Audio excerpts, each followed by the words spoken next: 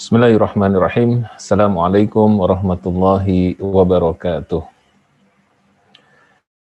Alhamdulillahilladzi nahmaduhu wa nasta'inuhu wa nastaghfiruh wa na'udzu billahi min syururi anfusina wa min sayyiati a'malina. Innahu may yahdihillahu fala mudhillalah wa may yudlilhu fala hadiyalah. Asyhadu an la ilaha illallah wahdahu la syarikalah lahul mulku wa lahul hamd yuhyi wa yumit wa huwa ala kulli syai'in qadir wa asyhadu anna sayyidana wa maulana Muhammadan abduhu wa rasuluh al-basyirun nadhir was sirajul munir wa ala alihi wa sahbihi wa man saru ala nahjihi ila yaumiddin amma ba'd. Sahabat Asa TV yang mudah-mudahan kita semua senantiasa dalam limpahan rahmat dan hidayah dari Allah Subhanahu wa taala. Teriring doa mudah-mudahan sahabat Asa TV semua dan juga seluruh pemirsa yang mendengarkan dan menyaksikan acara ini senantiasa sehat walafiat, diberikan Allah Subhanahu wa taala segala kemudahan dalam segala urusannya, dan insya Allah mudah-mudahan kita semua memiliki imanitas dan juga imunitas yang kuat dalam menghadapi fenomena kehidupan sekarang ini. Amin ya rabbal alamin. Sahabat Asa TV yang dimuliakan Allah Subhanahu wa taala, insya Allah kita bersama-sama akan mengupas tentang masalah-masalah muamalah maliyah atau muamalah kontemporer yang terjadi di lingkungan kita, yang mudah-mudahan pembahasan kita memberikan manfaat bagi kehidupan kita, karena seringkali terdapat muamalah yang tanpa kita sadari ternyata kita terjerumus kepada muamalah yang diharamkan oleh Allah Subhanahu wa taala.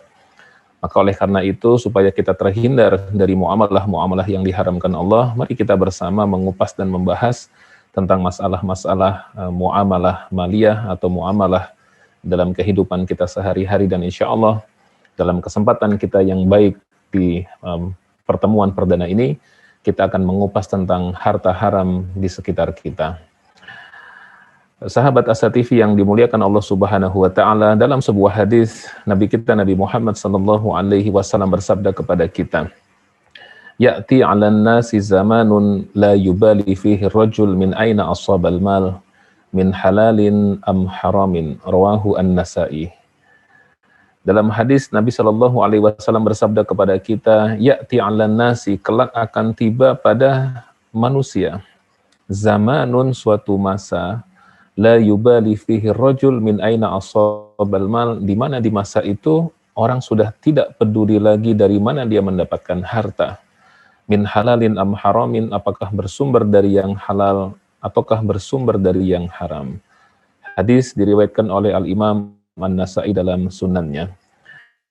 Apabila kita mencermati dan mengamati hadis ini, pemirsa sekalian yang dimuliakan Allah Subhanahu wa taala, maka kita akan mendapati bahwa seolah-olah di zaman kita sekarang ini kita sedang mengalami apa yang disebutkan dalam hadis Nabi Shallallahu Alaihi Wasallam di atas, bahwa kita melihat fenomena harta haram di mana-mana. Bahkan orang cenderung mengatakan, "Ustadz, jangankan mendapatkan harta yang halal, yang haram saja susah." Inilah fenomena kehidupan kita sekarang ini, bahwa manusia seolah-olah tidak peduli lagi dari mana mereka mendapatkan income, mendapatkan hasil, mendapatkan harta, apakah dari yang halal ataukah dari yang haram. Apakah itu juga sektornya merupakan sektor keuangan ataupun juga sektor dalam kehidupan kita sehari-hari. Mari kita lihat bersama-sama, pemirsa sekalian yang disayangi Allah Subhanahu wa taala, umpamanya kalau kita melihat dari sisi transaksi-transaksi di dunia keuangan, di perbankan umpamanya, betapa banyak transaksi kita sehari-hari yang masih menggunakan transaksi di bank konvensional. Apakah itu tabungan kita, deposito kita, investasi kita, maupun juga transaksi kita yang lainnya. Padahal sebagaimana fatwa Majelis Ulama Indonesia bahwa bunga bank itu adalah riba dan riba itu hukumnya haram. Demikian juga dengan fatwa ulama-ulama internasional. Bahkan fatwa tentang bunga bank itu haram itu sudah ada sejak tahun 1906, jauh sebelum kelahiran kita, fatwa tersebut sudah ada. Dan tetapi kenyataannya adalah bahwa fenomena transaksi di perbankan yang tidak sesuai dengan syariah itu begitu sangat banyak. Alhamdulillah perkembangan perbankan syariah di Indonesia cukup baik. Artinya bahwa kita sekarang sudah 6 ataupun 7%. Yang ini artinya bahwa perkembangan ekonomi syariah ataupun perbankan syariah sedikit demi sedikit semakin membaik. Tetapi di sisi yang lain kita melihat bahwa 90% lebih transaksi masyarakat kita di tanah air ini masih merupakan transaksi yang ribawi. Kemudian transaksi di perbankan, transaksi asuransi. Kita pun dalam kehidupan sehari-hari terkadang asuransi menjadi kebutuhan kita untuk transaksi asuransi pendidikan anak-anak kita umpamanya. Betapa banyak di antara kaum muslimin yang masih menggunakan asuransi yang tidak sesuai dengan syariah. Bahkan mungkin kita sendiri ataupun juga keluarga kita dan lain sebagainya. Kemudian juga transaksi investasi kita. Bisa jadi investasi di saham ataupun investasi di tempat-tempat yang lain yang kemudian menawarkan kepada kita investasi-investasi, tapi betapa banyak dari investasi tersebut yang bahkan terkadang yang menawarkan adalah seorang ustadz, ya, ataupun orang yang kita kenal memahami agama, tetapi skim atau skema investasinya, mari investasi bersama saya 10 juta, maka nanti setiap bulan akan kami berikan bagi hasil fix 500.000 per bulan. Meskipun dengan menggunakan kata-kata bagi hasil, tetapi fix 500.000 per bulan, itu merupakan salah satu bentuk bahwa indikasi ribawi dalam transaksi investasi ini terlihat begitu jelas. Kemudian juga transaksi gadai-menggadai, apalagi di zaman kita seperti sekarang ini sedang zaman pandemi COVID yang kita semua mengalami penurunan kemampuan finansial gitu ya. Ya mudah-mudahan Allah Subhanahu wa taala mengganti segala musibah dengan berkah ya. Segala pandemi dengan ya kehidupan yang lebih harmoni dan lebih bersemi gitu ya. Tetapi kenyataannya adalah dengan kondisi ekonomi seperti sekarang ini, banyak masyarakat yang kemudian pergi ke pegadaian dan menggadaikan barang-barang miliknya demi untuk mendapatkan cash money, mendapatkan uang untuk kebutuhan sehari-hari, untuk keperluan sekolah anak-anak, memberikan kebutuhan sembako dan lain sebagainya. Karena memang bisa dikatakan pendapatan yang menurun atau bahkan ada pendapatan yang berkurang sama sekali. Namun tidakkah kita mengetahui bahwa dalam transaksi pegadaian pun juga terdapat unsur yang diharamkan, seperti umpamanya ada bunga dalam setiap pinjaman yang kemudian kita pinjam yang harus kita lunasi pada saat kita akan menebus pinjaman kita tersebut. Kemudian juga fenomena yang lain yang tidak kalah banyaknya, maraknya di masyarakat. Bahkan mungkin kita sendiri, kita masih menggunakan kendaraan, apakah roda 2 ataupun roda 4. Dan kita coba bisa menilai diri kita sendiri. Apakah kita sudah menggunakan leasing ataupun perusahaan multi-finance untuk membiayai cicilan sepeda motor kita atau mobil kita dengan cicilan yang sesuai dengan syariah atau belum? Hampir mayoritas kaum muslimin, bahkan mungkin termasuk kita, tidak mengapa kalau kita sudah terlanjur, nanti kita akan bahas bagaimana solusinya. Ya, tapi kebanyakan kita sekarang ini adalah kita masih menggunakan leasing yang konvensional, masih menggunakan multi-finance yang konvensional, yang di dalamnya tentu ada unsur ribawi yang diharamkan oleh Allah Subhanahu wa Ta'ala. Dan kita sudah menjadi umum, sudah menjadi sebuah keniscayaan bahwa kehidupan ini memang membutuhkan kita kendaraan, dan hampir semua showroom sepeda motor dan roda 4 ya, itu ketika kita datang ke sana ingin mengambil kendaraan, selalu mereka bekerja sama dengan leasing ataupun multi-finance yang konvensional, sehingga terkadang kita tidak punya pilihan kecuali untuk mengambil leasing tersebut. Demikian juga dengan pertukaran uang yang sering terjadi di masyarakat ya, terutama ketika menjelang hari-hari besar seperti Idul Fitri.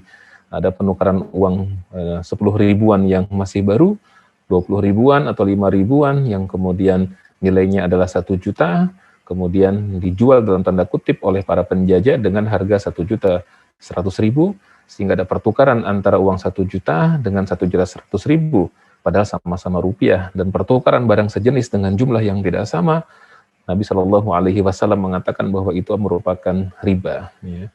Dan kemudian juga transaksi kartu kredit, ya, transaksi masih banyak transaksi-transaksi lainnya yang di sekitar kita yang terkadang tanpa kita sadari bahwa itu semua merupakan transaksi yang mengandung unsur riba yang diharamkan oleh Allah Subhanahu wa taala. Sahabat Asa TV yang dimuliakan Allah Subhanahu wa taala, selain transaksi di dunia keuangan seperti itu, ada juga transaksi yang marak di masyarakat yang begitu banyak ya fenomena transaksi yang tidak halal gitu, yang haram, yang kadang-kadang tanpa kita sadari. Misalnya seperti pinjam meminjam uang di masyarakat. Ya kadang ada di antara kita datang ya, dan ini memang konsepnya seperti pegadaian. Ini seperti ada orang yang datang kepada saya misalnya dan mengatakan, Pak Ustadz, saya butuh uang ya, ingin menyekolahkan anak gitu ya. Saya perlu uang mungkin sekitar 5 juta. Bisa nggak Pak Ustadz bantu? Kalau Pak Ustadz bisa bantu, ini saya akan gadaikan, akan saya jaminkan sepeda motor saya gitu. Dan biasanya kalau umpamanya di masyarakat terjadi seperti itu, misalnya saya berikan kepada dia uang 5 juta rupiah, ini uang pinjaman 5 juta rupiah, dan dia menggadaikan sepeda motornya kepada saya, maka umumnya saya sebagai orang yang memberikan pinjaman akan menggunakan sepeda motor itu, memanfaatkan sepeda motor tersebut untuk keperluan saya sehari-hari. Berangkat kantor, ngantar anak sekolah, ngantar istri ke pasar, dan lain sebagainya. Saya mendapatkan manfaat dari sepeda motor yang dijaminkan oleh orang yang berhutang kepada saya senilai 5 juta rupiah, dan tanpa saya sadari bahwa ternyata memanfaatkan sepeda motor seperti ini termasuk memanfaatkan sesuatu dari hutang yang kita berikan kepada orang lain, dan ini ternyata masuk dalam kategori riba. Ya, karena riba itu didefinisikan sebagai kullu qardin jarra alaihi naf'an. Setiap pinjaman yang di balik pinjaman itu ada naf'an, ada manfaat yang didapatkan oleh orang yang memberikan pinjaman. Maka setiap manfaat yang saya dapatkan atas dasar pinjaman uang tersebut, ini merupakan riba. Dan ini sering terjadi, termasuk mungkin di keluarga saya, di keluarga para sahabat Asa TV semuanya, di tetangga kita kanan kiri, yang kadang sesuatu yang digadaikan bisa jadi sepeda motor, atau bahkan mobil, atau bahkan juga kebun, sawah, dan seterusnya. Kalau di perkampungan biasanya yang terjadi adalah yang digadaikan sawahnya. Sawahnya digadaikan kepada kita, kemudian kita berikan pinjaman uang kepada dia, maka sebelum dia mengembalikan uang tersebut, seluruh hasil panen dari sawah tersebut menjadi milik saya yang memberikan pinjaman. Dan ini adalah manfaat dari hutang yang saya berikan kepada orang tersebut, maka manfaat tersebut secara definisi masuk ke dalam kategori ataupun definisi riba. Sahabat Asa TV yang dimuliakan Allah Subhanahu wa taala, ya, kemudian mari kita lihat bersama-sama ya, aspek bahwa fenomena yang disabdakan oleh Nabi Shallallahu alaihi wasallam dalam hadis di atas yang diriwayatkan oleh Imam Nasai yang tadi kami bacakan kepada para pemirsa sekalian, bahwa ya'ti 'alan nasi zamanun, akan tiba pada manusia suatu masa, la yubali fihi rajul min aina asabal mal, di mana di masa itu orang tidak peduli lagi dari mana dia mendapatkan harta, min halalin am haramin, dari yang halal ataukah dari yang haram. Rawahun Nasai, hadis riwayat Imam Nasai. Seolah-olah fenomena ini betul-betul terjadi di lingkungan kita, di sekitar kita, di masyarakat kita, di kanan kiri kita, bahkan terkadang terhadap diri kita sendiri. Nah, oleh karena itu, ya, janganlah kita kemudian terjebak ke dalam transaksi-transaksi yang diharamkan tersebut, dan mari kita bersama-sama mencoba untuk mengatasi transaksi-transaksi kita, ataupun kita menggunakan transaksi-transaksi yang sesuai dengan prinsip-prinsip syariah. Sahabat Asa TV yang dimuliakan Allah Subhanahu wa taala, kita akan simak terlebih dahulu ya pesan-pesan berikut ini. Insyaallah setelah ini akan kita lanjutkan di sesi dan pembahasan yang berikutnya. Saat hari Senin tiba, banyak orang yang merasakan malas dan tidak bersemangat menjalaninya. Tapi sekarang tidak boleh lagi terjadi. Tonton saja I Love Monday di Asa TV Indonesia. I Love Monday menghadirkan pembahasan mencerahkan dan aplikatif yang dikemas dalam I Love Myself, I Love My Job, I Love My Prophet, dan satu segmen spesial Solve with Love. I Love Monday setiap hari Senin jam 12.30 waktu Indonesia Barat di Asa TV Indonesia. Inspirasi keluarga Islami. Sahabat Asa TV yang dimuliakan Allah Subhanahu wa taala, mari kita lanjutkan pembahasan kita bahwa tadi di sesi yang pertama kita mengupas tentang hadis Nabi Shallallahu alaihi wasallam perihal akan tibanya suatu masa di mana di masa tersebut orang tidak peduli lagi dari mana mereka mendapatkan harta, apakah dari yang halal ataukah dari yang haram. Dan tadi sudah kita inventarisir bersama-sama betapa banyaknya sumber-sumber income dan transaksi yang haram di sekitar kita, apakah itu di dunia keuangan seperti perbankan, asuransi, pegadaian, ya investasi, kemudian saham, bahkan tadi juga ada yang terlupa koperasi. Ya, hati-hati kalau kita juga di kantor-kantor kita ada koperasinya gitu ya. Nah, memang kebanyakan koperasi di sekitar kita, di kantor kita, masih menggunakan transaksi yang sifatnya simpan pinjam dengan ada bunga. Meskipun memang margin ataupun bunganya itu adalah kecil, tetapi bunga itu dia adalah bagian dari riba yang apabila kita kita sandingkan dengan hadis Nabi Shallallahu Alaihi Wasallam, maka bunga tersebut adalah riba dan riba tersebut hukumnya adalah haram. Nah, sebelum nanti kita mengupas tentang bagaimana solusi kita terhindar dari transaksi yang diharamkan oleh syariah, mari kita terlihat terlebih dahulu bagaimana hadis Nabi Shallallahu Alaihi Wasallam dan juga tentunya ayat Al-Quranul Karim perihal dampak yang akan didapati oleh orang-orang yang melakukan transaksi dengan cara yang tidak halal atau orang yang mengkonsumsi, mengambil income dari sumber yang tidak halal. Para ulama mengatakan setidaknya ada lima dampak yang akan didapatkan atau akan dirasakan oleh orang yang mengkonsumsi atau mengambil sesuatu yang tidak halal dalam kehidupan sehari-hari, dalam income-nya, hasil investasinya, ya, atau bahkan tanpa dia sadari di tabungannya ada bunganya meskipun jumlahnya kecil. Ya, tetapi terakumulasi, makanya kita juga harus sering-sering memprint ya atau meminta rekening koran dari tempat kita menabung, lantas kemudian kalau di situ ada bunganya harus kita stabilo gitu ya, kemudian kita hitung secara keseluruhan, lalu kemudian kita keluarkan supaya apa? Supaya tidak menjadi dampak negatif bagi tubuh kita. Apa saja dampak negatif dari transaksi yang diharamkan oleh syariah atau dari harta-harta haram yang kemudian jadi income kita?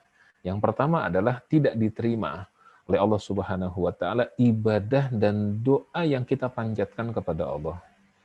Ini sahabat Asa TV yang dimuliakan Allah, ini dampak yang sangat berat. Ya, karena apa? Dampak yang sangat berat karena tujuan kita hidup di dunia ini adalah dalam rangka untuk ibadah kepada Allah Subhanahu wa taala. Sebagaimana firman-Nya dalam surat Az-Zariyat, surat yang ke-51 ayat 56, A'udzubillahi minasyaitonirrajim, Bismillahirrahmanirrahim, wa ma khalaqtul jinna wal insa illa liya'budun. Dan tidaklah aku ciptakan jin dan manusia melainkan supaya mereka itu beribadah menyembah kepada-Aku, kata Allah. Nah, ini kita beribadah kepada Allah tetapi ibadah kita tidak diterima. Lantas untuk apa dong kita ibadah? Nah, dampak yang sangat berat, sangat dahsyat, dan sering tidak kita sadari. Dan ini didasarkan atas hadis Nabi Shallallahu Alaihi Wasallam, hadis riwayat Imam Muslim yang cukup panjang dan dicantumkan oleh Imam Nawawi dalam Arba'in Nawawi. Mungkin sebagian pemirsa pernah membaca hadis Arba'in Nawawi atau bahkan mungkin juga pernah menghafalnya. Yang di salah satu hadis tersebut disebutkan bahwa wa dzakara rajul yutilus safar. Nabi menceritakan perihal seorang laki-laki yang perjalanannya itu panjang. Ash'ath akbar, pakaiannya lusuh, rambutnya masai. Kata para ahli tafsir, para ahli hadis, ya seolah-olah ya, orang yang digambarkan Nabi ini adalah sedang melakukan perjalanan panjang untuk ibadah, yaitu melaksanakan ibadah haji. Dan ketika melaksanakan ibadah haji, dia memakai baju ihram, tidak boleh memakai minyak wangi, tidak boleh pakai sampo, tidak boleh menggunting rambut, tidak boleh segala macam yang mengandung wewangian, tidak boleh. Sehingga wajar ketika orang tersebut rambutnya masai, berantakan, dan kemudian pakaiannya adalah juga lusuh gitu. Kemudian orang tersebut yamuddu yadayhi ila sama, dia angkat tangannya tinggi-tinggi ke atas dan berdoa, ya Rob, ya Rob, ya Allah terimalah ibadah haji kami. Ya Allah kabulkan permohonan kami gitu. Kemudian Nabi bersabda, wa mat'amuhu haram. Sementara makanan yang dia makan itu haram. Wa masyrabuhu haram, minuman yang dia minum juga haram. Ya, kemudian wa malbasuhu haram, bahkan pakaian dia adalah pakaian yang haram. Wa hudiya bil haram, dan dia hidup bergelimang dengan rezeki yang haram. Fa anna yustajabu lidzalik, bagaimana orang yang seperti itu akan diijabah oleh Allah Subhanahu wa taala. Masya Allah. Bahwa di tanah suci tentu tidak ada makanan haram dalam arti penjual daging babi, maaf gitu ya, atau minuman khamr, tentu tidak ada di tanah suci, terjaga ya. Tetapi yang dimaksud di sini adalah dia membeli makanan-makanan yang halal. Mungkin yang dia beli adalah daging sapi atau daging kambing ya, atau makan ayam ya, atau buah-buahan dan seterusnya, tetapi uang yang dia gunakan untuk membeli itu bersumber dari yang haram. Maka dia dikatakan, disabdakan oleh Nabi Shallallahu Alaihi Wasallam, wa mat'amuhu haram, makanannya haram, wa masyrabuhu haram, minumannya juga haram, ya, bahkan wa malbasuhu haram, pakaiannya pun juga merupakan pakaian yang haram, padahal pakaian biasa dari katun, ya. Kalau bagi jamaah haji sedang ihram tentu tidak boleh ada yang berjahit gitu. Wa ghudiya bil haram, dan dia juga bergelimang dengan harta yang haram. Maka fa anna yustajabu lidzalik, maka dengan tegas Nabi bersabda, bagaimana orang yang seperti itu mau diijabah oleh Allah, mau diterima ibadahnya oleh Allah, ataupun juga mau dikabulkan doa-doanya oleh Allah. Na'udzubillah. Ini merupakan dampak yang berat. Karena ilustrasinya kata para ulama, bahwa rizki yang haram itu adalah ibaratnya seolah-olah ada sesuatu yang najis masuk ke dalam tubuh kita, dan kemudian kita gunakan untuk ibadah kepada Allah. Nah, ilustrasi lainnya adalah bagaimana kalau kita melaksanakan ibadah, sholat, tetapi ada najis yang melekat di pakaian kita, gitu. Apakah kira-kira sholat kita akan diterima oleh Allah Subhanahu wa Ta'ala? Tentu jawabannya adalah tidak. Kecuali kalau kita tidak tahu bahwa itu ada najis. Mungkin mudah-mudahan Allah memaafkan. Jadi, pemirsa Asa TV, sahabat Asa TV yang dimuliakan Allah Subhanahu wa Ta'ala, betul-betul kita harus berupaya hati-hati. Jangan sampai ada ya income yang tidak halal, kemudian kita makan, kita berikan kepada keluarga kita, atau menjadi sumber pendapatan kita. Na'udzubillahi min dzalik. Yang kedua adalah bahwa dampak rezeki yang tidak halal dan juga income yang haram itu adalah menjadikan hati kita itu menjadi hati yang qasat, yang qaswatul qalbi gitu ya, yang hati kita itu menjadi hati yang keras gitu. Dalam Al-Quranul Karim, meskipun konteksnya umum, Allah berfirman kepada kita, a'udzubillahi minasyaitonirrajim, bismillahirrahmanirrahim, tsumma qasat qulubukum min ba'di dzalika fahiya kal hijarati aw asyaddu qaswah. Kemudian setelah itu, hati kalian akan menjadi keras seperti batu, bahkan dia lebih keras dibandingkan dengan batu. Dan dalam hadis-hadis yang lain disebutkan bahwa kerasnya hati itu, atau dalam riwayat yang lain, redaksi Nabi itu, bintik-bintik hitam dalam hati itu penyebabnya adalah karena perbuatan dosa, dan juga bisa jadi karena tadi makanan-makanan yang haram yang kemudian masuk ke dalam tubuh kita pasti punya pengaruh. Ya. Kemudian dalam ayat yang tadi, surat Al-Baqarah, Allah melanjutkan firman-Nya, wa inna minal hijarati lama yatafajjaru minhul anhar, batu-batu saja itu punya manfaat. Ada di antara batu-batu tersebut yang mengalir air sungai di antaranya, menjernihkan air. Wa inna minha lama yashaqqaqu fayakhruju minhul ma', di antara batu-batu yang besar ada yang terbelah kemudian muncul mata air daripadanya. Itu batu, masih ada manfaatnya. Wa inna minha lama yahbitu, dan di antara batu tersebut ada yang jatuh dari angkasa min khasyatillah, karena takut kepada Allah. Itu batu, masih takut kepada Allah. Tetapi hati manusia ketika dia sudah keras seperti batu, maka na'udzubillahi min dzalik, dia tidak bisa melihat yang baik itu baik dan yang buruk itu buruk. Baginya yang baik bisa menjadi buruk dan yang buruk bisa menjadi baik. Tidakkah kita sering melihat ada orang terbaring kecelakaan di tengah jalan gitu kan, yang terjadi bukan orang datang menolong dia, tetapi justru mendatangi orang tersebut dan mengambil harta benda milik orang yang sedang kecelakaan tersebut. Tidakkah juga kita pernah mendengar ada kejadian musibah, misalnya kebakaran atau kebanjiran, mudah-mudahan tidak terjadi di lingkungan kita, ya, yang kemudian orang datang seolah-olah dia menolong, tapi yang terjadi dia mengambil harta milik orang yang sedang kena musibah kebakaran atau kebanjiran tersebut. Bahasa kitanya adalah, itu orang seperti itu punya hati nggak sih, gitu ya? Kok tega-teganya orang kena musibah, lantas dia mengambil harta orang yang kena musibah tersebut. Maka bisa jadi orang tersebut ya adalah orang yang mungkin sejak kecil dibiarkan oleh orang tuanya, atau mungkin dia sendiri yang melakukannya, terbiasa mengkonsumsi income ataupun barang yang haram, ataupun sumber yang tidak halal, lantas kemudian bertumbuk-tumbuk menjadi keras mengeras dalam hatinya, lantas kemudian menjadi karakter pribadi dia yang seperti itu. Na'udzubillah min dzalik. Ya, jadi jangan sampai pemirsa sahabat Asa TV yang dimuliakan Allah Subhanahu wa taala, kita seperti itu. Jangan sampai. Makanya kita harus berupaya berhati-hati menghindarkan diri semampu kita dari sumber-sumber income yang haram. Yang ketiga adalah bahwa di antara dampak daripada harta haram itu adalah menghilangkan keberkahan. Dalam sebuah hadis Nabi Shallallahu Alaihi Wasallam, Rasulullah SAW bersabda kepada kita perihal transaksi jual beli. Kata Nabi, sabda Nabi, fa'in kadzaba wa katama muhiqat barakatu bai'ihima. Nabi menceritakan perihal penjual dan pembeli ketika mereka bertransaksi kadzaba, saling berdusta. Wa katama atau tidak transparan dalam jual beli barang tersebut. Bisa jadi mungkin barang yang diperjualbelikan ada cacatnya, atau timbangannya dicurangi, atau speknya dicurangi, dan seterusnya, atau dimanipulasi, dan seterusnya. Maka kata Nabi Shallallahu Alaihi Wasallam, sabda Nabi Shallallahu Alaihi Wasallam, muhiqat barakatu bai'ihima. Allah akan cabut keberkahan jual beli di antara mereka berdua. Na'udzubillah. Ketika kita melakukan transaksi itu ada pahalanya, ada keberkahannya. Tetapi ketika transaksi jual beli dilakukan dengan cara yang ada kecurangan di dalamnya, maka Allah Subhanahu wa taala akan mencabut keberkahan dari jual beli itu. Dari sisi seorang pedagang, maka keuntungan yang dia peroleh, Allah hilangkan keberkahannya. Sehingga bisa jadi uang yang dia terima, meskipun mungkin nominalnya banyak. Kita sering mendengar, atau ada cerita perihal, ada perusahaan besar ya di Indonesia ini, yang levelnya adalah level nasional. Asetnya besar, Masya Allah. Dan secara pembukuan keuangannya, keuntungannya juga besar.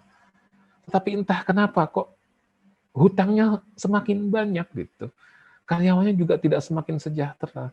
Banyak aset-asetnya yang kemudian ya ada kendaraannya yang, atau aset berupa mobil-mobilnya yang kecelakaan, gedung-gedung yang terbakar, kemudian segala macam yang kemudian harus mengganti kerugian-kerugian yang begitu besar, sehingga bukan hanya impas tetapi bahkan minus gitu. Padahal pembukuan labanya harusnya dia mengalami laba yang baik.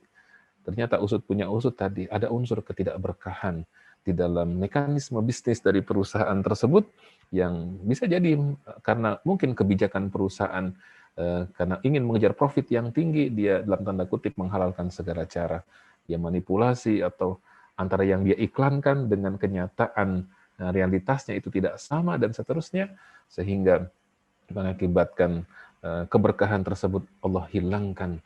Karena sebagaimana hadis Nabi SAW tersebut, Nabi bersabda kepada kita, ya, fa'in kadzaba wa katama muhiqqat barakatu bai'ihima. Ketika keduanya itu tidak jujur, ya, ataupun saling dusta, dan juga menyembunyikan atau tidak transparan. Katama itu artinya menyembunyikan atau tidak transparan. Muhiqqat barakatu bai'ihima, Allah akan cabut keberkahan jual beli di antara mereka berdua. Kemudian yang keempat, ya sahabat Asa TV yang dimuliakan Allah Subhanahu wa taala, kita akan simak yang keempat insya Allah setelah pesan-pesan yang berikut ini. Saat hari Senin tiba, banyak orang yang merasakan malas dan tidak bersemangat menjalaninya. Tapi sekarang tidak boleh lagi terjadi.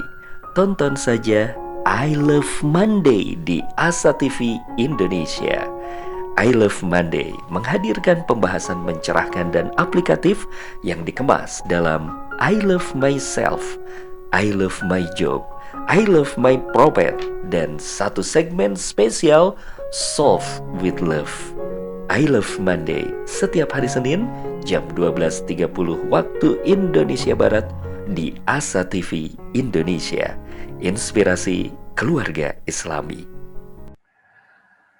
Sahabat Asa TV yang dimuliakan Allah Subhanahu wa Ta'ala, tadi di sesi sebelumnya sudah kita sebutkan ada 3 ya, dampak dari harta haram yang kita makan atau yang menjadi konsumsi kita. Yang pertama adalah tidak diterimanya ibadah kita dan doa-doa kita oleh Allah Subhanahu wa Ta'ala, karena harta yang haram itu ketika masuk ke dalam tubuh kita, dia seperti najis yang mengotori pakaian kita, dan ketika kita ibadah kepada Allah, naudzubillah, bisa jadi Allah tidak menerima, ya naudzubillah, jangan sampai seperti itu. Dan yang kedua adalah menjadikan hati menjadi keras, ya sehingga dia tidak bisa mengetahui yang baik itu baik dan yang buruk itu buruk. Baik bisa buruk di mata dia dan buruk bisa baik di mata dia, naudzubillah. Karena setiap makanan yang haram masuk ke dalam tubuh dia itu akan menjadikan hati berbintik-bintik hitam, dan semakin banyak bintik hitam itu hati akan menjadi semakin keras, dan ketika hati semakin keras semakin dia tertutup dari hidayah Allah, tertutup dari nur cahaya Allah Subhanahu wa Ta'ala, naudzubillah. Dan yang ketiga yang tadi kita kupas adalah bahwa income yang tidak halal ataupun rizki yang haram, ketika kita manfaatkan, maka dia akan menghilangkan keberkahan bagi kita. Dari sisi pedagang, ya maka keuntungan profit yang dia peroleh menjadi tidak berkah. Dari sisi pembeli umpamanya, maka barang yang dia beli dengan menggunakan atau dengan sistem saling tidak jujur dan tidak transparan itu bisa menjadi manfaatnya juga berkurang, cepat rusaklah, atau naudzubillah menimbulkan mudarat yang lain, ya, itu bisa jadi Allah Subhanahu wa Ta'ala berikan seperti itu. Jadi tidak ada gunanya kalau kita mengambil harta yang haram. Nah, kemudian kita kupas yang keempat sekarang. Yang keempat adalah, ini juga cukup mengerikan meskipun ini dampaknya tentu di yaumil akhir. Yang keempat adalah tidak bisa bergerak telapak kaki kita kelak di hadapan Allah Subhanahu wa Ta'ala. Sebagaimana dalam hadis riwayat Imam Abu Dawud, ya, atau Imam Nasai, Nabi bersabda kepada kita, la tazulu qadamu abdil mu'min yaumal qiyamati inda rabbih hatta yus'alan khamsin. Tidak bisa bergerak tapak kaki seorang hamba di hadapan Allah Subhanahu wa Ta'ala sampai dia bisa menjawab 5 perkara. Au kama qala Nabi sallallahu alaihi wasallam.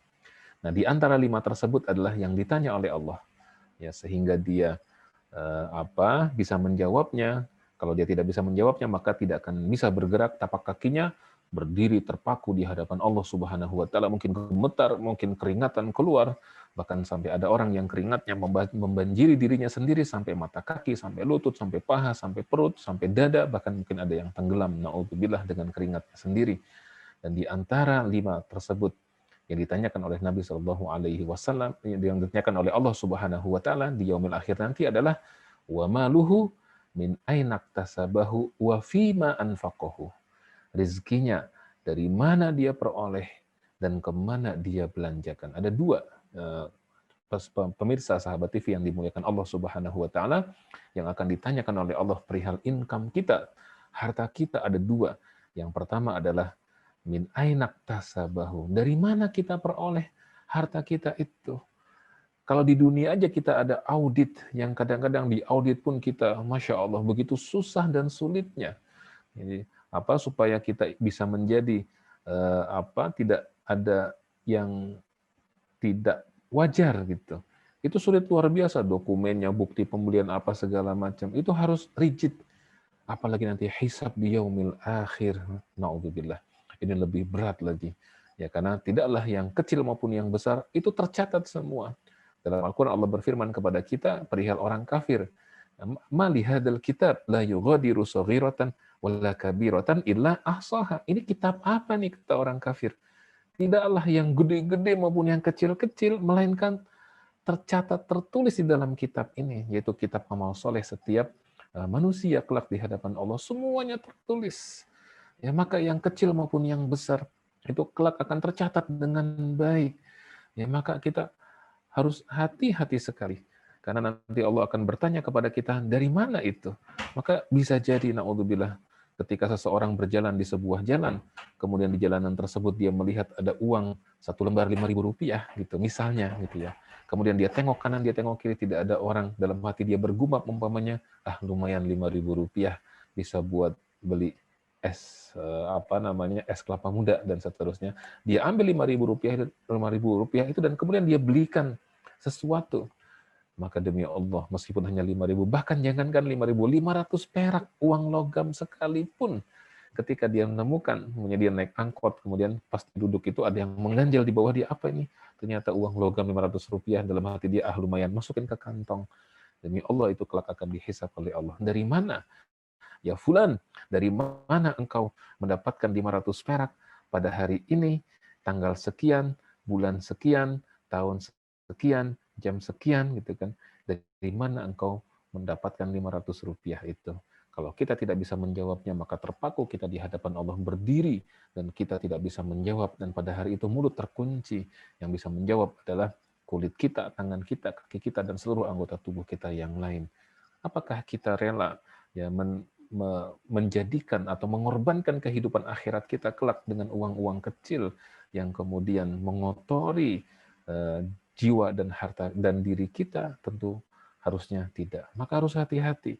Ya, termasuk juga ada sebuah riwayat perihal seorang pemuda, orang yang soleh, yang ahli ibadah, yang luar biasa, yang kata orang-orang dia adalah calon penghuni surga karena amal solehnya begitu luar biasa. Namun ternyata ketika di akhirat, ya, dia tidak bisa masuk surga.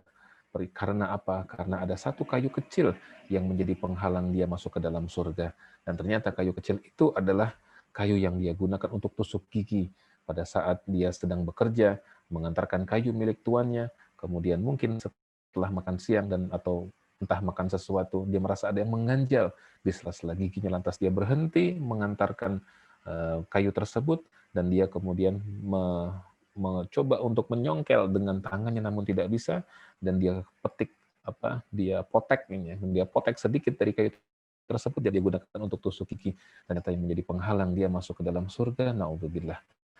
Hanya satu kayu kecil yang dia gunakan untuk tusuk gigi dan dia tidak minta izin kepada tuannya. Ya Allah, kalau kita membahas hal-hal seperti ini, di mana kita khawatir bahwa sebagian besar ataupun ada sebagian dari income kita yang haram, maka kita harus bersihkan. Nah, kemudian yang terakhir, yang kelima adalah bahwa di antara dampak dari rizki ataupun income yang tidak halal itu adalah masuk ke dalam neraka wail, sebagaimana firman Allah Subhanahu wa taala dalam surat Al-Mutaffifin, a'udzubillahi minasyaitonir rajim, bismillahirrahmanirrahim, wailul lil mutaffifin. Neraka wail, atau dalam Quran terjemahan diterjemahkan dengan celaka besarlah bagi orang-orang yang mutaffifin, orang-orang yang berbuat curang. Siapakah mereka? Alladzina idza tahlu 'alan nasi yastaufun. Ketika dia menimbang dari orang lain untuk dirinya, dia sempurnakan timbangannya.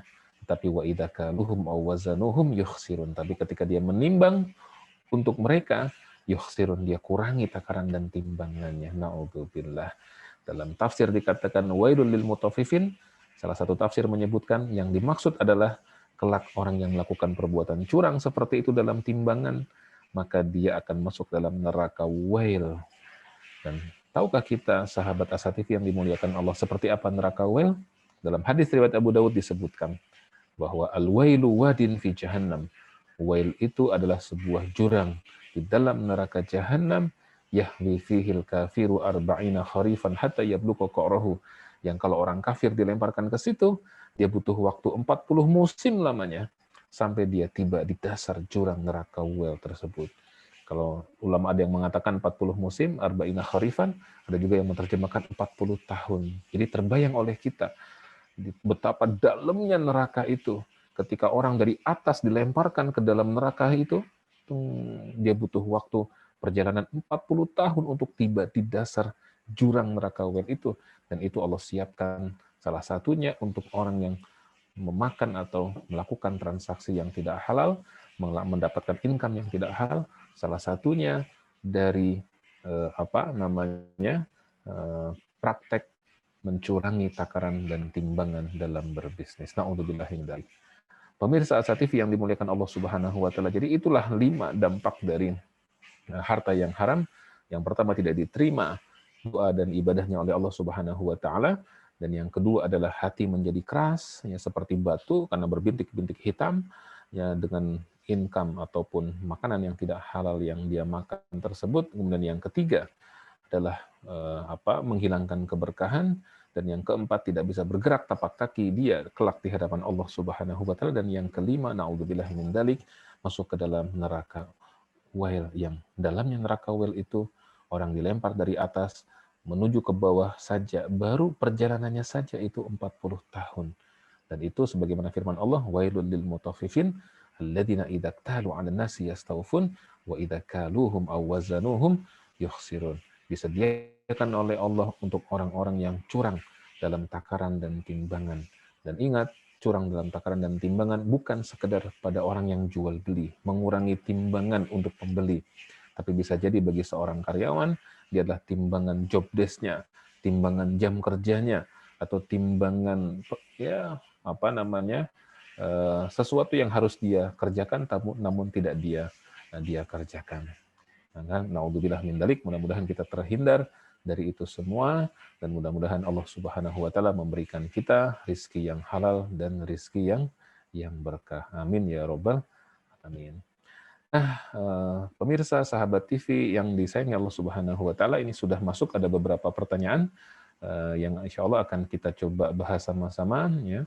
Yang pertama adalah dari Bapak Ahmad, ya, bahwa ada pertanyaan, jika ada harta haram dan yang pemilik aslinya sudah meninggal, apa yang bisa dilakukan? Ini pertanyaannya agak umum nih ya Pak Ahmad, ya.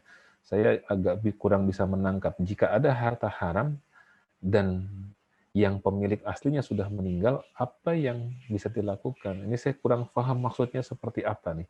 Tetapi ya, ada dua pengertian nih yang bisa saya tangkap. Yang pertama adalah kita mengambil harta orang lain gitu ya, atau berhutang kepada orang lain yang orang tersebut kemudian sudah meninggal. Kita cari-cari ingin mengembalikan, nggak ketemu gitu. Bagaimana solusinya? Nah, kalau kita seperti itu, maksud pertanyaannya adalah yang harus pertama kita cari adalah ahli warisnya. Jadi kita tanya dulu kepada tetangga kanan kiri atau kepada orang lain yang mungkin kenal dengan yang bersangkutan, kemudian kita cari keluarganya, lantas kemudian kita datangi, Nak ataupun Mbak ataupun Teh ataupun Kang gitu ya. Ini saya dulu pernah mengambil hartanya Bapak almarhum dan seterusnya, ini maka saya akan kembalikan. Atau saya pernah berhutang, belum saya kembalikan, makanya saya kembalikan sejumlah nilai uang yang kita gunakan atau kita ambil dari dia. Namanya teman, sahabat, dan seterusnya. Kadang-kadang mungkin uang mereka kepake oleh kita dan seterusnya, itu ya wajar-wajar saja. Tetapi ini pertanyaan luar biasa. Kalau memang maksudnya seperti itu, maka kita harus cari ahli warisnya dan kita kembalikan semampu kita. Nah, pertanyaannya adalah kalau sudah meninggal dan nggak ketahuan lagi gitu, ini ada di mana? Udah dicari, ditanya segala macam, kanan kiri tetangga, orang lain dan seterusnya, kita tidak tahu ini ada di mana. Maka bagaimana solusinya gitu ya? Ini memang sulit nih ya, tetapi ada solusi dari para ulama. Kalau itu yang terjadi, maka solusinya bisa dengan cara kita kemudian bersedekah ya, ke masjid, ke fakir miskin dan seterusnya senilai uang tersebut. Senilai uang yang kita pinjam atau harta yang kita ambil ya, belum kita kembalikan dari saudara kita yang meninggal dunia tersebut, dan kita tidak tahu keberadaannya, ahli waris dan seterusnya. Misalnya katakanlah kita mengambil hartanya atau meminjamnya atau barangnya senilai 750.000, maka 750.000 itu kita infakkan, kita sedekahkan ya kepada fakir miskin atau kepada masjid, diniatkan untuk membayar utang tersebut. Ya mudah-mudahan ini pahalanya bisa Allah Subhanahu wa taala berikan kepada orang tersebut, dan kita niatkan untuk membayar hutang-hutangnya tersebut. Karena di akhirat kullu syuhada maghfurud dzunub illa dain. Ya, semua orang yang mati syahid sekalipun itu ketika diampuni dosa-dosanya, dia diampuni kecuali satu, yaitu hutang. Maka selesaikan hutang-hutang tersebut agar tidak menjadi bumerang di yaumil akhir. Jadi kira-kira seperti itu ya. Tapi kalau yang dimaksud adalah ada orang lain mengambil harta kita dan orang itu sudah meninggal, nah kalau ini lebih mudah ya, yaitu kita bisa memaafkan dan mengikhlaskan. Setiap yang kita maafkan dan kita ikhlaskan itu dihitung oleh Allah Subhanahu wa taala sebagai sedekah yang melipat gandakan pahala amal soleh kita. Kadang-kadang memang begitu. Saya punya saudara yang ketika ada pengumuman meninggal dunia, ya, dan ini adalah yang meninggal ini pengumumannya di televisi gitu ya. Jadi bukan orang sembarangan. Kata saudara saya ini, yang bersangkutan itu masih punya hutang kepada saya, nilainya cukup besar. Saya bilang kok bisa? Ya diceritakan lu pernah bisnis segala macam. Ya, nah kalau begitu tergantung kitanya. Kalau kita mau mengikhlaskan, sudah kita ikhlaskan saja, ya, supaya tidak menjadi beban, karena mungkin kehidupannya sekarang sulit, maka itu menjadi sodakoh bagi kita, ya, bukan hanya sodakoh, tetapi kita meringankan orang yang sedang kesulitan. Ya. Ini pertanyaan pertama dari Bapak Ahmad, mudah-mudahan mencukupi ya Pak Ahmad ya. Yang kedua dari Kang Deni, ya. Kang Deni ya, dulu pernah urusan dengan harta haram, tapi belum tahu bahwa itu haram. Jadi dulu tidak tahu bahwa itu adalah haram, udah terlanjur nih gitu ya. Apa yang harus kita lakukan? Ya contohnya mungkin bisa jadi seperti tadi ya, kasus kita mengambil kendaraan dari leasing yang tidak syariah gitu ya, mengambil rumah dari KPR yang tidak syariah. Apa yang bisa kita lakukan? Yang pertama adalah bertaubat kepada Allah Subhanahu wa taala dengan taubatan nasuha. Kita minta ampun kepada Allah, ya Allah, dulu hamba yang pernah bergelimang hidup dengan rizki yang atau dengan transaksi yang tidak halal, mengambil kredit dari bank yang tidak halal atau dari leasing yang tidak halal, atau dapat income dengan cara yang tidak halal, ya seperti ya mungkin bekerja di perusahaan, kemudian ada ya mungkin markup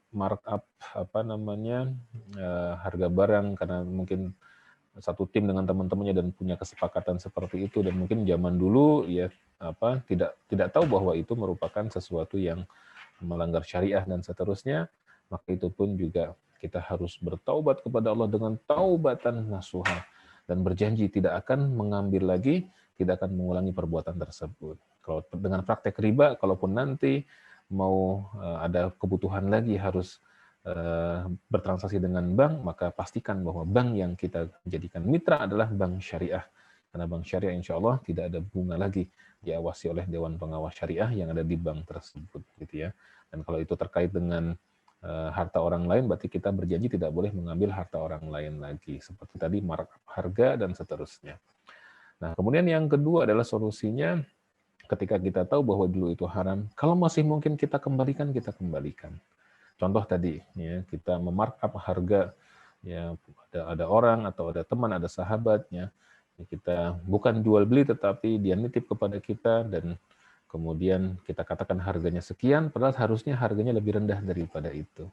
Kalau mungkin kita kembalikan, kita kembalikan. Tapi kalau tidak memungkinkan kita kembalikan, uangnya tidak ada dan kalau kita beritahu malah justru hubungan menjadi tidak baik, ya paling secara umum ya kita bertobat tadi kepada Allah Subhanahu wa taala dan minta maaf secara umum kepada yang bersangkutan. Bisa jadi mungkin pas momen Lebaran atau Idul Fitri datang dan mengatakan, "Duh, minta maaf saya lahir dan batin," gitu kan. Minta dihalalkan yang sudah lalu gitu ya dan seterusnya. Ya mudah-mudahan yang bersangkutan bisa memaafkan gitu ya. Dan yang ketiga tentu berupaya dengan doa kepada Allah meminta agar supaya rizki kita ya ataupun transaksi kita dan juga sesuatu yang Allah berikan kepada kita dan sudah terlanjur menjadi milik kita, Allah jadikan itu sebagai yang halalan thayyiban. Ada sebuah cerita salah seorang sahabat saya yang dari negeri jiran gitu ya. Dia ini adalah dia menceritakan perihal ada di negeri jiran itu seorang bankir yang karirnya luar biasa. Ya, dia sudah mencapai level direksi di salah satu bank ya yang ada di Malaysia. Dan direktur bank itu kan gajinya ya sangat besar ya. Dan kebetulan dia sudah puncak karir, istrinya sudah meninggal, anak-anaknya juga sudah pada mandiri, sudah menikah, berumah tangga, punya rumah sendiri dan seterusnya. Nah, barulah ketika dia di karir sebagai direktur bank itu dia baru sadar dan baru tahu ketika mengikuti berbagai macam pengajian bahwa bank yang tidak syariah itu adalah riba dan riba itu haram. Maka yang terjadi apa? Dia meminta petunjuk kepada Allah, dia berdoa kepada Allah dan kemudian dia beranikan diri, dia resign dari jabatan sebagai direkturnya, bahkan bukan sekedar resign. Dia merasa rumah yang dia tinggali dibeli dengan uang riba, mobil yang dia pakai dia beli dari uang riba dan semua, ya, kecuali mungkin ada beberapa uang yang dia merasa bahwa uang itu adalah dari usaha dia selain dari gaji dia sebagai seorang bankir. Akhirnya seluruh harta bendanya itu dia sodakohkan semua, ya. Dia sodakohkan semua fisabilillah ke panti asuhan, anak yatim segala macam, dan kemudian dia mulai hidup baru. Mungkin di sini adalah posisi dia karena istrinya sudah meninggal dunia, anaknya sudah pada mandiri, dia tidak ada beban gitu ya. Hanya dia tinggalkan itu semua dan dia dengan uang modal sedikit yang dia punya dan dia merasa uang itu uang yang halal, dia berjualan dari masjid ke masjid. Jualan minyak wangi, jualan kayu siwak, jualan peci, jualan baju koko, ya, jualan tasbih, ya, dan juga apa namanya barang-barang seperti itu dari masjid ke masjid dan seterusnya. Dan mungkin karena dia juga bukan orang bodoh, dia orang yang pintar, ya, orang yang ngerti bisnis, sehingga sedikit demi sedikit ekonominya membaik. Dia tadinya dari masjid ke masjid, kemudian punya toko, kemudian punya karyawan, kemudian punya mitra, bahkan kemudian punya rumah untuk produksi, dan akhirnya Allah berikan dia kekuatan untuk menjadi seorang pengusaha, menjadi produsen yang cukup besar dan cukup sukses, ya, setelah dia meninggalkan dunia lamanya yang bergelimang dengan riba. Tetapi memang tidak harus se ekstrim itu gitu ya.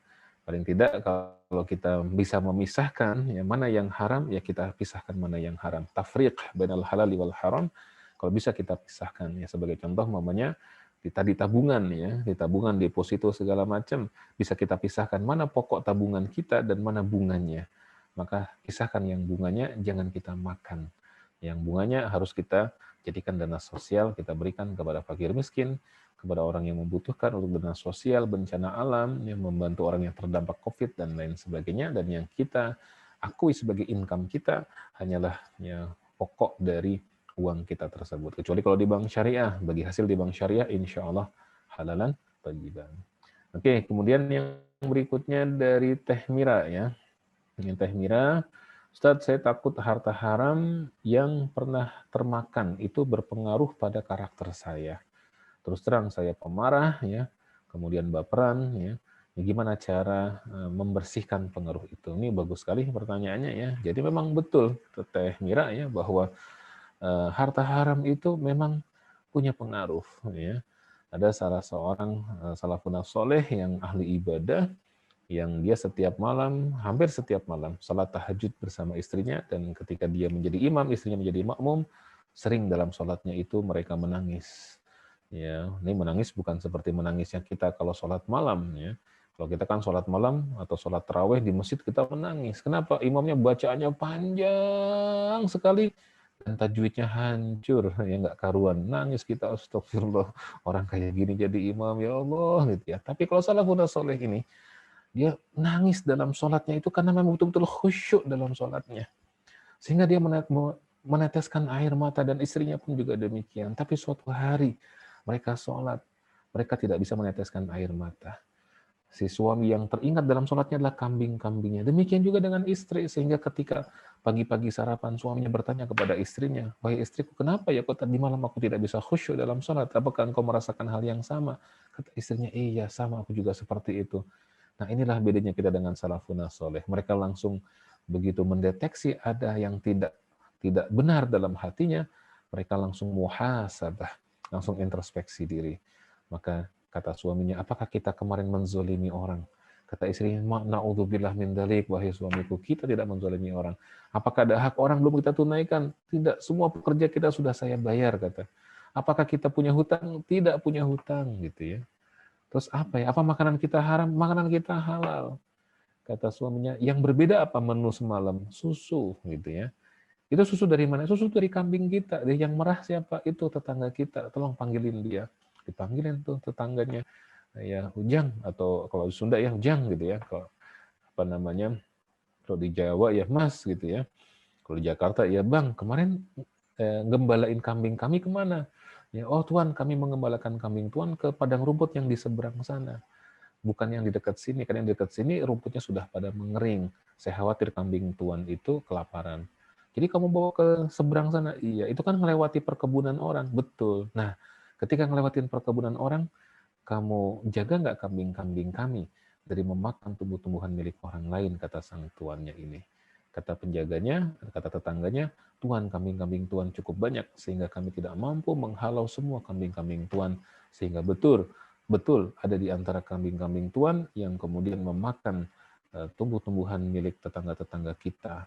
Dan kemudian di sore harinya aku perah kambing tersebut dan aku dapatkan susunya, sehingga ya, susu itu aku berikan kepada istri Tuan dan Tuan minum."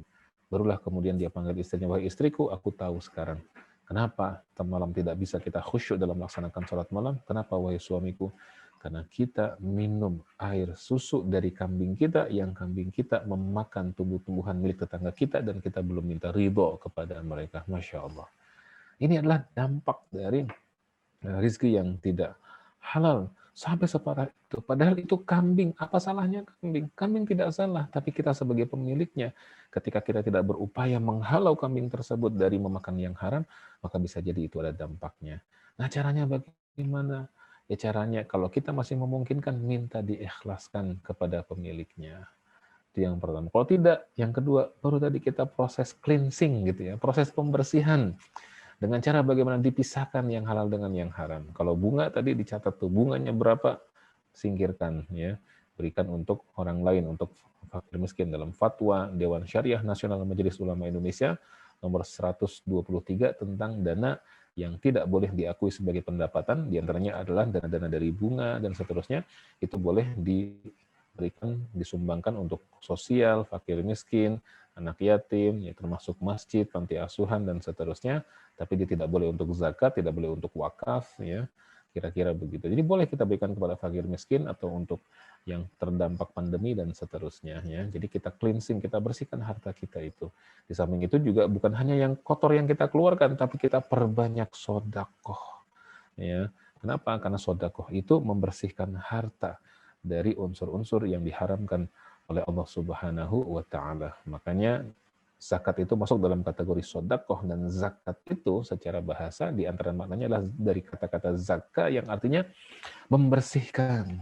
Karena zakat itu membersihkan jiwa orang yang berzakat sekaligus membersihkan harta kita dari harta-harta yang tidak halal. Dan yang ketiga adalah bertaubat, meminta ampun kepada Allah Subhanahu wa Ta'ala supaya diberikan jalan dan juga diridhoi segala yang tersisa yang kita miliki ini, mudah-mudahan menjadi berkah untuk kehidupan kita, tidak berpengaruh negatif bagi kehidupan kita. Baik pemirsa Asa TV yang dimuliakan Allah Subhanahu wa Ta'ala, ya sahabat Asa TV yang dimuliakan Allah Subhanahu wa Ta'ala, ini mungkin dari pertanyaan tanya jawab dari yang masuk kepada kita, mudah-mudahan ada manfaatnya dan mudah-mudahan Allah Subhanahu wa Ta'ala menghindarkan kita dari income yang tidak halal. Masih ada satu segmen lagi, nantikan setelah pesan-pesan yang berikut ini. Saat hari Senin tiba, banyak orang yang merasakan malas dan tidak bersemangat menjalaninya. Tapi sekarang tidak boleh lagi terjadi. Tonton saja I Love Monday di Asa TV Indonesia. I Love Monday menghadirkan pembahasan mencerahkan dan aplikatif yang dikemas dalam I Love Myself, I Love My Job, I Love My Prophet, dan satu segmen spesial Solve with Love. I Love Monday setiap hari Senin jam 12.30 waktu Indonesia Barat di Asa TV Indonesia. Inspirasi keluarga Islami. Sahabat Asa TV yang disayangi Allah Subhanahu wa Ta'ala, kita sudah mengupas bersama-sama tentang bagaimana harta haram di sekitar kita. Hadis yang menggambarkan tentang harta haram itu sudah jelas disabdakan oleh Nabi dan fenomenanya kita rasakan sekarang ini. Tapi di sisi lain kita juga melihat bahwa dampak dari harta haram ini juga sangat-sangat luar biasa. Dan kita, ya Allah, na'udzubillah, jangan sampai ada dampak itu satupun yang hinggap ke dalam diri kita. Ya, mudah-mudahan kita dihindarkan oleh Allah dari income yang haram, dari pendapatan yang haram, dan mudah-mudahan income kita adalah income yang halal dan bersih dan berkah. Meskipun sebagaimana hadis tadi ya, bahwa di seluruh lini dalam kehidupan kita itu memang fenomena harta haram luar biasa. Ya, di transaksi di masyarakat, ya, kemudian juga di dunia keuangan, ya, di investasi, di koperasi, di segala macam itu harta haram itu begitu luar biasanya. Maka ya kita cara menghindarinya adalah yang pertama kita harus berupaya sebisa kita mungkin untuk menghindarkan diri dari itu semua. Kalau kita mau bertransaksi dengan dunia keuangan, maka pilih dunia keuangan yang ada label syariahnya yang resmi, ya, yaitu lembaga keuangan syariah, ya seperti kalau bank ya bank syariah, asuransi asuransi syariah, pegadaian ya mungkin yang syariah, ya kemudian investasi ya saham yang syariah, ya reksadana yang syariahnya. Kemudian kalau kita koperasi ya koperasi yang syariah. Demikian juga kalau kita leasing kendaraan baik roda 2 maupun roda 4 pastikan itu syariah. Dan kalaupun kita ada transaksi pinjam meminjam dengan masyarakat, gunakan juga prinsip-prinsip syariah.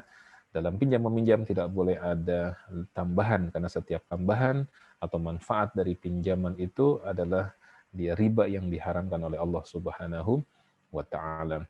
Dan kemudian juga ya kita sudah mengupas tadi beberapa pertanyaan, ya, dan bahwa dari pertanyaan-pertanyaan tersebut intisarinya adalah bagaimana kita bisa menghindarkan dari yang diharamkan, ya seperti tadi pertanyaan dari Kang Ahmad, ya Kang Denny, ya dari Teh Mira, ya yang intinya adalah bagaimana kita berupaya untuk menghindarkan dari yang haram. Kalau sudah terlanjur, ya kita harus ada proses cleansing, membersihkan harta kita dengan cara infak sedekah, dengan cara memisahkan yang halal dengan yang haram. Yang haramnya jangan kita akui sebagai pendapatan, tapi kita infakkan kepada masyarakat yang membutuhkan, dan juga kalau memungkinkan kita kembalikan hak-hak orang lain yang masih ada dalam harta kita. Mudah-mudahan ada manfaatnya, dan mudah-mudahan juga Allah Subhanahu wa taala memberikan harta yang berkah dan bertambah ya untuk seluruh sahabat Asa TV yang dimuliakan Allah, dan mudah-mudahan Allah ridho kepada kita. Mudah-mudahan harta yang ada pada kita menjadi wasilah dan sarana kita untuk mendapatkan keridhaan dan jannah dari Allah Subhanahu wa taala. Demikian sahabat Asa TV, mudah-mudahan ada manfaat ya. Billahi taufik wal hidayah. Wal-'afwu minkum. Assalamualaikum warahmatullahi wabarakatuh.